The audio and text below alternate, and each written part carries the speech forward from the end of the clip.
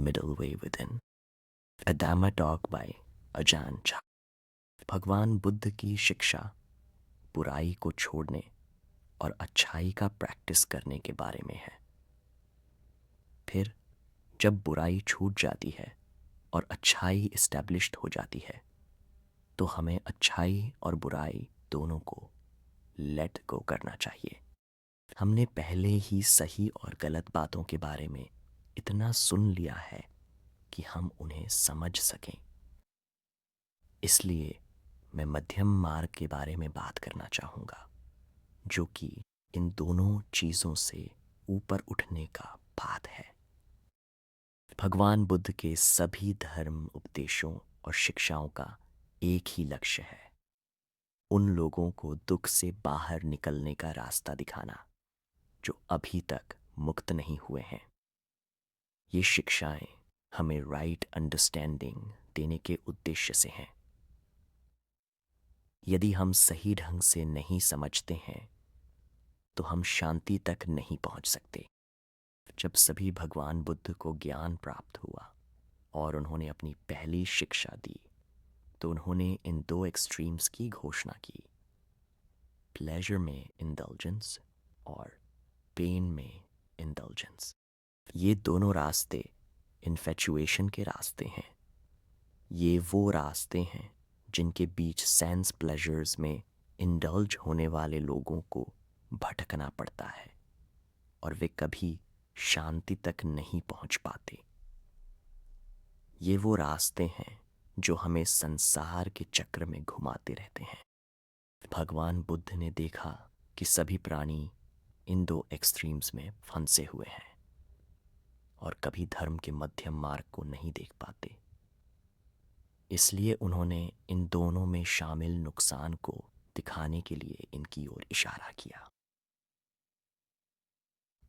क्योंकि हम अभी भी फंसे हुए हैं, क्योंकि हम अभी भी वांटिंग से भरे हैं, हम बार बार उनके प्रभाव में जीते हैं। भगवान बुद्ध ने घोषणा की कि ये दोनों रास्ते इंटॉक्सिकेशन के रास्ते हैं। ये एक मेडिटेटर के रास्ते नहीं हैं, शांति के रास्ते नहीं हैं। ये रास्ते प्लेजर में इंडल्जेंस और पेन में इंडल्जेंस हैं, या सरल शब्दों में कहें तो ढिलाई का रास्ता और तनाव का रास्ता। यदि आप अपने भीतर पल पल इन्वेस्टिगेट करते हैं तो आप देखेंगे कि तनावपूर्ण रास्ता क्रोध है, दुख का रास्ता है। इस रास्ते पर चलने से केवल कठिनाई और परेशानी ही मिलती है। प्लेजर में इंडल्जेंस, यदि आप इससे पार पा चुके हैं तो इसका मतलब है कि आप हैप्पीनेस से पार पा चुके हैं। ये दोनों तरीके, हैप्पीनेस और अनहैप्पीनेस, दोनों शांतिपूर्ण स्टेट नहीं है। भगवान बुद्ध ने उन दोनों को लेट गो करने की शिक्षा दी। यह सही प्रैक्टिस है, यही मध्यम मार्ग है। ये शब्द मध्यम मार्ग हमारे शरीर और स्पीच को रेफर नहीं करते हैं, वे माइंड को रेफर करते हैं। जब कोई मेंटल इम्प्रेशन जो हमें पसंद नहीं है पैदा होता है तो यह माइंड को अफेक्ट करता है और कन्फ्यूजन पैदा होती है। जब माइंड कन्फ्यूज्ड होता है, जब यह हिल जाता है तो यह सही रास्ता नहीं है। जब कोई मेंटल इम्प्रेशन पैदा होता है जो हमें पसंद है तो माइंड प्लेजर में इंडल्जेंस की ओर जाता है, वह भी सही रास्ता नहीं है। हम लोग दुख नहीं चाहते, हम हैप्पीनेस चाहते हैं। लेकिन वास्तव में हैप्पीनेस दुख का ही एक रिफाइंड रूप है। दुख अपने आप में कोस रूप है। आप उनकी तुलना एक सांप से कर सकते हैं। सांप का सिर अनहैप्पीनेस है, सांप की पूंछ हैप्पीनेस है। सांप का सिर वास्तव में खतरनाक होता है, इसमें जहरीले दांत होते हैं। यदि आप इसे टच करते हैं तो सांप तुरंत काट लेगा। लेकिन सिर की बात तो छोड़िए, अगर आप जाकर पूंछ को भी पकड़ते हैं तो वह पलटकर आपको वैसे ही काट लेगा, क्योंकि सिर और पूंछ दोनों एक ही सांप के हैं। उसी तरह हैप्पीनेस और अनहैप्पीनेस दोनों, या प्लेजर और उदासी, एक ही माता पिता से पैदा होते हैं, वांटिंग। इसलिए जब आप खुश होते हैं तो माइंड शांत नहीं होता, यह वास्तव में नहीं होता। उदाहरण के लिए, जब हमें अपनी पसंद की चीज़ें मिलती हैं, जैसे धन, प्रतिष्ठा, प्रशंसा या हैप्पीनेस, तो हम परिणाम स्वरूप खुश हो जाते हैं। लेकिन माइंड अभी भी कुछ बेचैनी रखता है, क्योंकि हमें इसे खोने का डर रहता है। वह डर अपने आप में कोई शांतिपूर्ण स्टेट नहीं है। बाद में हम वास्तव में उस चीज़ को खो सकते हैं, और फिर हमें वास्तव में दुख होता है। इस प्रकार यदि आप अवेयर नहीं हैं, भले ही आप खुश हों, दुख आने ही वाला है। यह बिल्कुल सांप की पूंछ पकड़ने जैसा है। यदि आप लेट गो नहीं करते हैं तो वह काट लेगा। तो चाहे वह सांप की पूंछ हो या उसका सिर, यानी सही या गलत परिस्थितियां, वे सभी व्हील ऑफ एग्जिस्टेंस के अंतहीन बदलाव के लक्षण हैं। भगवान बुद्ध ने मोरालिटी, कंसंट्रेशन और विजडम को शांति के पैथ के रूप में, ज्ञान के मार्ग के रूप में इस्टेब्लिश्ड किया। लेकिन सच तो यह है कि ये चीज़ें बौद्ध धर्म का सार नहीं हैं, वे केवल फेथ हैं। भगवान बुद्ध ने उन्हें मग कहा, जिसका अर्थ है फेथ। बौद्ध धर्म का सार शांति है, और वह शांति सभी चीज़ों के नेचुरल स्वभाव को सच में जानने से पैदा होती है। यदि हम ध्यान से देखें तो हम देख सकते हैं कि शांति न तो हैप्पीनेस है और न ही अनहैप्पीनेस। इनमें से कोई भी सच नहीं है। इंसान का माइंड, वह माइंड जिसे भगवान बुद्ध ने हमें जानने और समझने के लिए कहा था, कुछ ऐसा है जिसे हम केवल उसकी गतिविधि से जान सकते हैं। सच्चे मूल माइंड को मापने के लिए कुछ भी नहीं है। ऐसा कुछ भी नहीं है जिससे आप उसे जान सकें। अपने नेचुरल स्टेट में यह अनशेकन है, अनमूविंग है। जब हैप्पीनेस पैदा होती है तो बस इतना होता है कि यह माइंड किसी मेंटल इंप्रेशन में खो जाता है, उसमें हलचल होती है। जब माइंड इस तरह से हिलता है तो उन चीज़ों के प्रति क्लिंगिंग और अटैचमेंट पैदा हो जाती है। भगवान बुद्ध ने पहले ही प्रैक्टिस का पाथ पूरी तरह से बिछा दिया है, लेकिन हमने अभी तक प्रैक्टिस नहीं की है, या यदि की भी है तो हमने केवल स्पीच में प्रैक्टिस की है। हमारा माइंड और हमारी स्पीच अभी तक हार्मनी में नहीं है। हम बस खाली बातों में इंडल्ज होते हैं। लेकिन बौद्ध धर्म का आधार कुछ ऐसा नहीं है जिसके बारे में बात की जा सके या अनुमान लगाया जा सके। बौद्ध धर्म का असली आधार वास्तविकता की सच्चाई का पूरा ज्ञान है। यदि कोई इस सच्चाई को जानता है तो किसी शिक्षा की आवश्यकता नहीं है। यदि कोई नहीं जानता, भले ही वह शिक्षा को सुनता हो, वह वास्तव में नहीं सुनता है। यही कारण है कि भगवान बुद्ध ने कहा, जागृत व्यक्ति केवल रास्ता दिखाता है।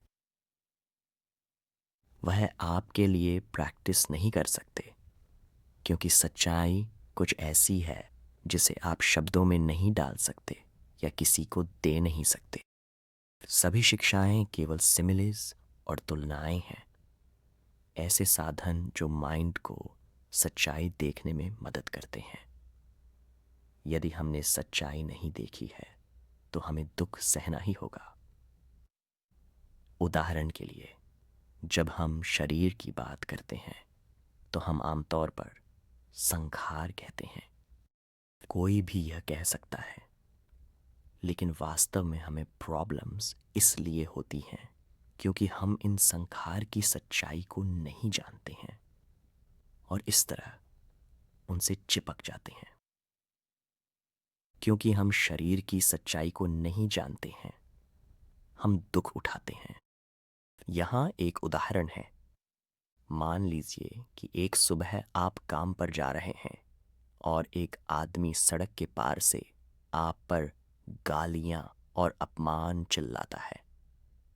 जैसे ही आप इस दुर्व्यवहार को सुनते हैं, आपका माइंड अपने सामान्य स्टेट से बदल जाता है। आप अच्छा फील नहीं करते, आप क्रोधित और आहत महसूस करते हैं। वह आदमी दिन रात आपको गालियां देता हुआ घूमता है। जब भी आप गाली सुनते हैं, आपको गुस्सा आता है और यहां तक कि जब आप घर लौटते हैं तब भी आप क्रोधित होते हैं क्योंकि आप बदला लेने की भावना महसूस करते हैं। आप हिसाब बराबर करना चाहते हैं। कुछ दिनों बाद एक और आदमी आपके घर आता है और पुकारता है, हे, वह आदमी जिसने उस दिन आपको गाली दी थी, वह पागल है, उसका दिमाग खराब है, सालों से ऐसा ही है, वह इसी तरह सभी को गालियां देता है। कोई उसकी बातों पर ध्यान नहीं देता। जैसे ही आप यह सुनते हैं, आपको अचानक राहत मिलती है। वह गुस्सा और दर्द जो आपने इतने दिनों से अपने अंदर दबा रखा था, पूरी तरह से पिघल जाता है। क्यों? क्योंकि अब आप मामले की सच्चाई जानते हैं। पहले आप नहीं जानते थे। आप सोचते थे कि वह आदमी सामान्य है, इसलिए आप उस पर क्रोधित थे। इस तरह की समझ ने आपको दुख पहुंचाया। जैसे ही आपको सच्चाई का पता चलता है, सब कुछ बदल जाता है। ओह, वह पागल है, अब सब समझ आ गया। जब आप यह समझते हैं तो आप अच्छा फील करते हैं क्योंकि आप खुद के लिए जानते हैं। जब आप जान जाते हैं तो आप लेट गो कर सकते हैं। यदि आप सच्चाई नहीं जानते हैं तो आप वहीं अटके रहते हैं। जब आपने सोचा कि वह आदमी जिसने आपको गाली दी थी वह सामान्य है, तो आप उसे मार भी सकते थे। लेकिन जब आपको सच्चाई का पता चलता है कि वह पागल है, तो आप बहुत बेहतर फील करते हैं। यह सच्चाई का ज्ञान है। जो व्यक्ति धर्म को देखता है, उसे भी ऐसा ही एक्सपीरियंस होता है। जब अटैचमेंट, एवर्शन और डिल्यूजन गायब हो जाते हैं, तो वे इसी तरह गायब होते हैं। जब तक हम इन चीज़ों को नहीं जानते हैं, हम सोचते हैं, मैं क्या कर सकता हूँ? मेरे अंदर बहुत लालच और एवर्शन है। यह स्पष्ट ज्ञान नहीं है। यह बिल्कुल वैसा ही है जब हमने सोचा था कि पागल आदमी समझदार है। जब हम अंततः देखते हैं कि वह शुरू से ही पागल था, तो हम चिंता से मुक्त हो जाते हैं। कोई भी आपको यह नहीं दिखा सकता था। केवल जब माइंड इसे खुद देखता है, तभी वह अटैचमेंट को जड़ से उखाड़ सकता है और छोड़ सकता है। इस शरीर के साथ भी ऐसा ही है, जिसे हम संखार कहते हैं। हालांकि भगवान बुद्ध ने पहले ही बता दिया है कि यह कोई ठोस या वास्तविक प्राणी नहीं है, हम अभी भी सहमत नहीं हैं। हम जिद करके इससे चिपके रहते हैं।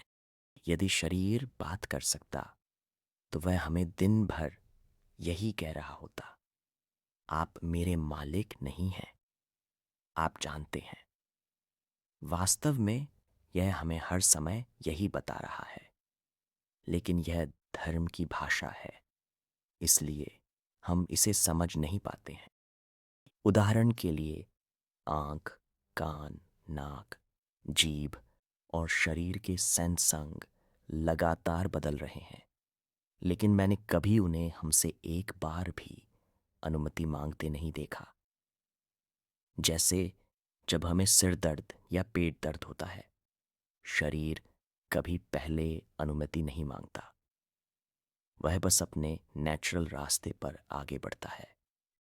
यह दिखाता है कि शरीर किसी को अपना मालिक नहीं बनने देता, उसका कोई मालिक नहीं है। भगवान बुद्ध ने इसे एक ऐसे ऑब्जेक्ट के रूप में बताया है जो तत्व से वॉइड है।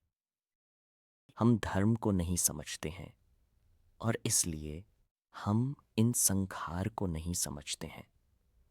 हम उन्हें खुद का हिस्सा मान लेते हैं, जैसे कि वे हमारे हैं या दूसरों के हैं। इससे क्लिंगिंग पैदा होती है। जब क्लिंगिंग पैदा होती है तो बिकमिंग उसके बाद आता है। एक बार बिकमिंग पैदा हो जाता है तो फिर जन्म होता है। एक बार जन्म हो जाता है तो फिर बुढ़ापा, बीमारी, मृत्यु, दुख का पूरा पहाड़ खड़ा हो जाता है। यह पटिच्चसमुपाद है। हम कहते हैं कि इग्नोरेंस से वोल्यूशनल गतिविधियां पैदा होती हैं, उनसे कॉन्शियसनेस पैदा होती है और इसी तरह आगे बढ़ता है। ये सभी चीज़ें बस माइंड में होने वाली घटनाएं हैं। जब हम किसी ऐसी चीज़ के कांटेक्ट में आते हैं जो हमें पसंद नहीं है, यदि हमारे पास माइंडफुलनेस नहीं है तो वहाँ इग्नोरेंस होती है। दुख तुरंत पैदा हो जाता है, लेकिन माइंड इन बदलावों से इतनी तेज़ी से गुजरता है कि हम उनके साथ तालमेल नहीं बिठा पाते। यह बिल्कुल वैसा ही है जैसे आप पेड़ से गिरते हैं। इससे पहले कि आप जान पाएं, धड़ाम, आप जमीन से टकरा जाते हैं। वास्तव में आपने रास्ते में कई शाखाओं और टहनियों को पार किया है, लेकिन आप उन्हें गिन नहीं सके। जब आप उनके पास से गुजरे तो आप उन्हें याद नहीं रख सके। आप बस गिरते हैं और फिर धड़ाम। पटिच्चसमुप्पाद भी बिल्कुल ऐसा ही है। यदि हम इसे वैसे ही बांटें जैसे यह शास्त्रों में है, तो हम कहते हैं कि इग्नोरेंस से वोल्यूशनल गतिविधियां पैदा होती हैं। वोल्यूशनल गतिविधियों से कॉन्शियसनेस पैदा होती है। कॉन्शियसनेस से माइंड और पदार्थ पैदा होते हैं। माइंड और पदार्थ से 6 सेंस आधार पैदा होते हैं। सेंस आधारों से सेंस कांटेक्ट पैदा होता है। कांटेक्ट से फीलिंग पैदा होती है। फीलिंग से वांटिंग पैदा होती है। वांटिंग से क्लिंगिंग पैदा होती है। क्लिंगिंग से बिकमिंग पैदा होता है। बिकमिंग से जन्म होता है। जन्म से बुढ़ापा, बीमारी, मृत्यु और सभी प्रकार के दुख पैदा होते हैं। लेकिन सच तो यह है कि जब आप किसी ऐसी चीज़ के कांटेक्ट में आते हैं जिसे आप पसंद नहीं करते, तो तुरंत दुख पैदा होता है। दुख की वह फीलिंग वास्तव में पटिच्चसमुप्पाद की पूरी श्रृंखला का परिणाम है। यही कारण है कि भगवान बुद्ध ने अपने शिष्यों को अपने खुद के माइंड को पूरी तरह से जानने और इन्वेस्टिगेट करने के लिए कहा। जब लोग दुनिया में पैदा होते हैं तो उनका कोई नाम नहीं होता। एक बार जन्म लेने के बाद हम उन्हें नाम देते हैं। यह एक परंपरा है। हम सुविधा के लिए लोगों को नाम देते हैं ताकि एक दूसरे को पुकार सकें। शास्त्र भी ऐसे ही हैं। हम वास्तविकता का अध्ययन सुविधाजनक बनाने के लिए हर चीज को लेबल लगाकर अलग करते हैं। उसी तरह सभी चीजें बस संखार हैं। उनका मूल स्वभाव केवल कॉम्पाउंडेड चीजों का है। भगवान बुद्ध ने कहा कि वे अनित्य हैं, असंतोषजनक हैं और अनात्म हैं। वे अस्थिर हैं। हम इसे मजबूती से नहीं समझते हैं।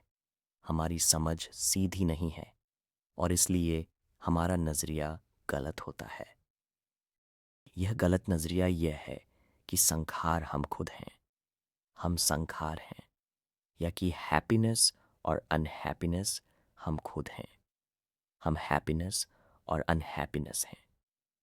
इस तरह देखना चीज़ों के सच्चे स्वभाव का पूरा स्पष्ट ज्ञान नहीं है। सच तो यह है कि हम इन सभी चीज़ों को अपनी इच्छाओं के अनुसार चलने के लिए मजबूर नहीं कर सकते।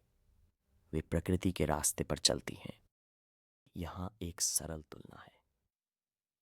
मान लीजिए कि आप जाकर एक हाईवे के बीच में बैठ जाते हैं जहाँ कारें और ट्रक आपकी ओर तेजी से आ रहे हैं। आप कारों पर गुस्सा नहीं कर सकते, चिल्लाते हुए, इधर गाड़ी मत चलाओ, इधर गाड़ी मत चलाओ। यह एक हाईवे है, आप उन्हें ऐसा नहीं कह सकते। तो आप क्या कर सकते हैं? आप सड़क से हट जाएं। सड़क वह जगह है जहां कारें चलती हैं। यदि आप नहीं चाहते कि कारें वहां हों, तो आपको दुख होता है। संखार के साथ भी ऐसा ही है। हम कहते हैं कि वे हमें परेशान करते हैं, जैसे जब हम मेडिटेशन में बैठते हैं और कोई आवाज़ सुनते हैं। हम सोचते हैं, ओह, वह आवाज़ मुझे परेशान कर रही है। यदि हम समझते हैं कि आवाज़ हमें परेशान करती है, तो हम उसी के अनुसार दुख उठाते हैं।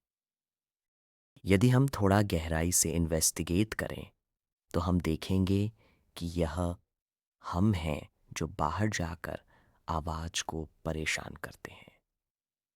आवाज़ केवल आवाज़ है। यदि हम इस तरह समझते हैं, तो इसमें और कुछ नहीं है। हम इसे ऐसे ही छोड़ देते हैं। हम देखते हैं कि आवाज़ एक चीज़ है, हम दूसरी चीज़ हैं। जो यह समझता है कि आवाज़ उसे परेशान करने आती है, वह खुद को नहीं देखता है, वह सच में नहीं देखता। एक बार जब आप खुद को देख लेते हैं, तो आप आराम से होते हैं। आवाज़ सिर्फ आवाज़ है। आपको जाकर उसे क्यों पकड़ना चाहिए? आप देखते हैं कि वास्तव में आप ही थे जो बाहर गए और आवाज़ को परेशान किया। यह सच्चाई का असली ज्ञान है। आप दोनों पक्षों को देखते हैं, इसलिए आपको शांति मिलती है। यदि आप केवल एक पक्ष देखते हैं, तो दुख होता है। एक बार जब आप दोनों पक्षों को देख लेते हैं, तो आप मध्यम मार्ग का पालन करते हैं। यह माइंड की सही प्रैक्टिस है। इसी को हम अपनी समझ को सीधा करना कहते हैं। उसी तरह सभी संखार का स्वभाव अनित्य और मृत्यु है, लेकिन हम उन्हें पकड़ना चाहते हैं। हम उन्हें अपने साथ ढोते हैं और उनकी लालसा करते हैं। हम चाहते हैं कि वे सच हों। हम उन चीज़ों में सच्चाई खोजना चाहते हैं जो सच नहीं है। जब भी कोई इस तरह देखता है और संखार को अपना मानकर उनसे चिपक जाता है, तो उसे दुख होता है। धर्म की प्रैक्टिस एक मंक, एक नॉविस या एक गृहस्थ होने पर निर्भर नहीं करती है। यह आपकी समझ को सीधा करने पर निर्भर करती है। यदि हमारी समझ सही है, तो हम शांति तक पहुंचते हैं। चाहे आप भिक्षु बने हों या नहीं, यह एक ही बात है। हर व्यक्ति को धर्म की प्रैक्टिस करने, उसे कॉन्टम्पलेट करने का अवसर मिलता है। हम सभी एक ही बात को कॉन्टम्पलेट करते हैं। यदि आप शांति प्राप्त करते हैं, तो यह वही शांति है। यह एक ही बात है, समान तरीकों के साथ। इसलिए भगवान बुद्ध ने गृहस्थों और मंक्स के बीच भेदभाव नहीं किया। उन्होंने सभी लोगों को संखार की सच्चाई जानने के लिए प्रैक्टिस करना सिखाया। जब हम इस सच्चाई को जान जाते हैं तो हम उन्हें लेट गो कर देते हैं। यदि हम सच्चाई को जानते हैं तो आगे कोई बिकमिंग या जन्म नहीं होगा। आगे कोई जन्म कैसे नहीं होगा? जन्म होने का कोई रास्ता नहीं है, क्योंकि हम संसार की सच्चाई को पूरी तरह से जानते हैं। यदि हम सच्चाई को पूरी तरह से जानते हैं तो शांति है। कुछ होना या न होना सब एक ही है। लाभ और हानि एक हैं। भगवान बुद्ध ने हमें यह जानने की शिक्षा दी। यह शांति है। हैप्पीनेस, अनहैप्पीनेस, खुशी और दुख से परे शांति। हमें यह देखना चाहिए कि जन्म लेने का कोई कारण नहीं है। किस तरह से जन्म? खुशी में जन्म। जब हमें अपनी पसंद की कोई चीज़ मिलती है तो हम उस पर खुश होते हैं। यदि उस खुशी के प्रति कोई क्लिंगिंग नहीं है तो कोई जन्म नहीं है। यदि क्लिंगिंग है तो इसे जन्म कहा जाता है।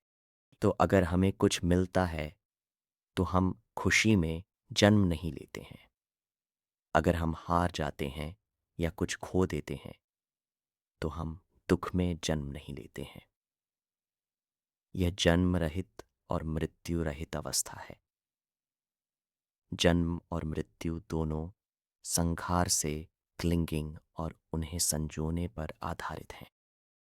इसलिए भगवान बुद्ध ने कहा, मेरे लिए अब और बिकमिंग नहीं है। पवित्र जीवन पूरा हो गया है। यह मेरा अंतिम जन्म है। वहां वह जन्म रहित और मृत्यु रहित को जानते थे।